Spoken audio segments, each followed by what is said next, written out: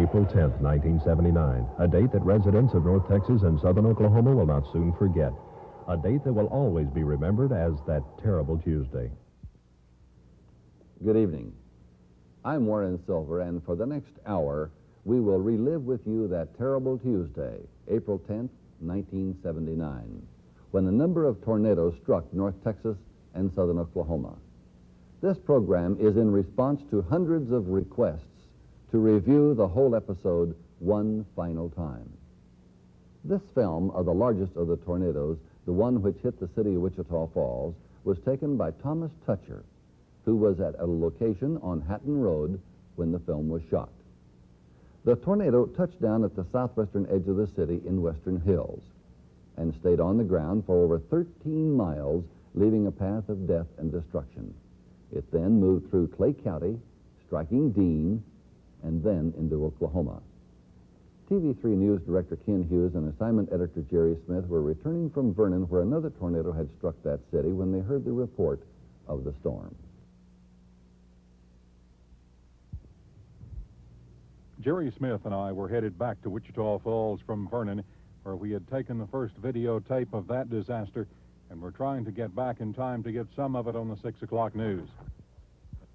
As we left the outskirts of Iowa Park, we heard reports on our police radios that a twister had been sighted near Ponderosa Estates.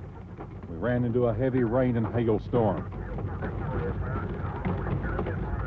Soon the tale of disaster began to unfold as police and fire department units gave their account of the monster tornado.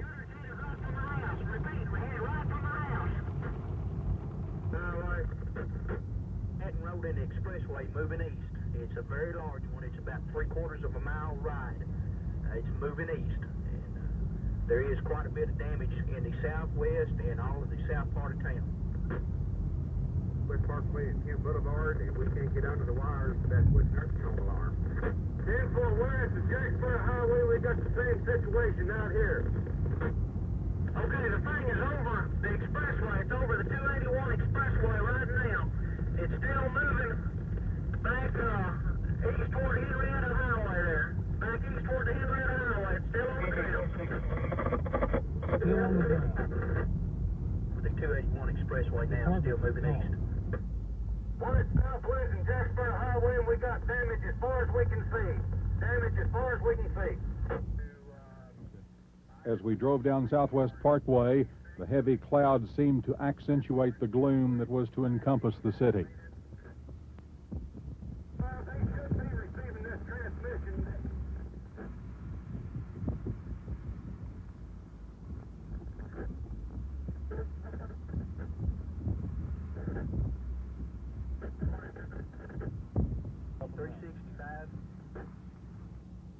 KLA 435 must be out of service. Talk to Unit 5. 65 to Unit 5. Oh.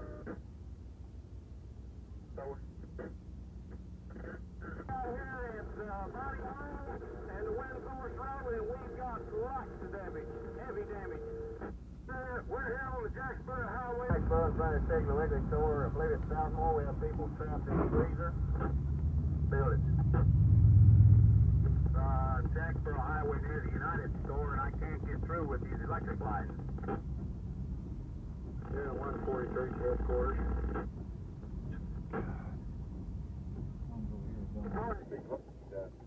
Nelson Duffel and Bob O'Hearn of our staff were coming into the city from the Central Freeway, and within minutes they were in the Western Hills University Park area of the city.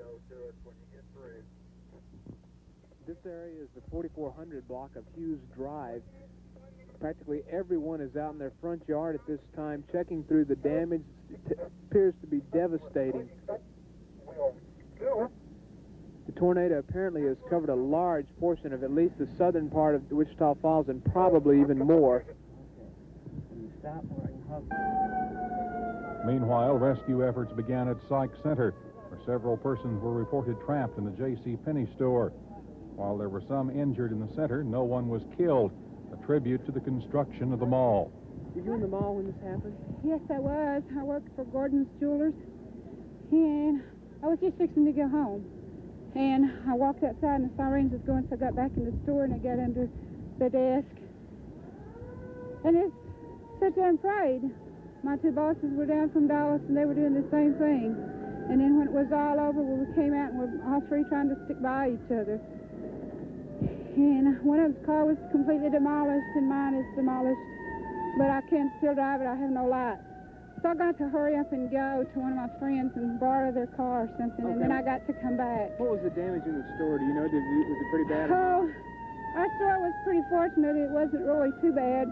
Our doors are, you know, they were all glass doors, so some of our doors were messed up, but it really wasn't as bad as some of them. At the hospitals, injured were brought in by ambulances, police units, private cars, and even hearses, which were pressed into service because of the magnitude of the disaster. Both Wichita General and Bethania hospitals were filled to overflowing. Many injured were also taken to the Shepherd Air Force Base Regional Hospital for treatment of a variety of injuries. Those who survived the storm recounted their individual stories during the first hours. And I stayed against my steering wheel like this while it beat the window out on the right side of my car and beat it in. And then when it started hitting me on the left side, well, I just laid over on the seat and covered up my glasses and stayed there. And as soon as it stopped, I jumped out and worked my way through doors, going through the house, calling my husband, and found him in the very front bedroom, and he was safe. Oh, that's great. Praise the Lord. There was only 2 rooms that are not totally topped. But we have so much to be thankful for.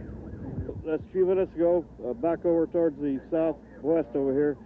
This tornado is about the biggest one. I've seen a couple in my life. This is about the biggest one I ever saw. It was heading this direction, and everybody was trying to get to shelter. And after about 5 minutes, we come back to our house. It's like this lady is here. Windows broke out, doors blown out, windows broke out of cars, the whole works. In the field, emergency command posts were set up as police and fire units and volunteers began the search for the dead and injured. Well, right now we're searching house to house with 2 men on either side of the street to check for injured people, and it's going to take a bigger part of the night this time. You were here at the tornado 15 years ago. Is this worse? Very much. Very much. It's terrible. While that operation continued, the Emergency Operations Center was established at the police department. Assistant City Manager Bob Haley arrived within a short time after climbing out of his flattened home. Just kind of keep our noise level down. We'll talk to you in a second, Jerry, ask for your help there, and we want to start looking long range for tomorrow morning.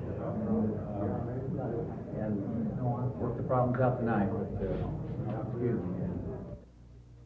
City Civil Defense Coordinator Mark Wilson arrived within a few minutes and talked with News Center 3's Jerry Smith about the situation. I think that we're pretty well situated in each of the areas badly hit, so that none of them would be too far away from a service facility. It may be too early to tell, but you practiced this just a couple of weeks ago. Has it worked the way it should have? Yes, it did. We have to understand that we had an awful lot of complications set in. We lost our communications immediately. The very first thing that we did was to establish a hams radio communication network. Once we were able to establish that communication network, then we were able to operate very much in accordance with the plan. During the drill, we had 1 disaster scene. We had 1 command post. We're now having to establish numerous command posts, but that's just a multiplication of the plan and the test that we had. All during the night, the search continued. The city huddled in darkness without any power. Then at daylight, the real impact of the devastation became apparent, and Jerry Smith was there. The morning sun over Wichita Falls was beautiful the next day, but it did not shed its light on beauty like the morning before. This time, it was destruction.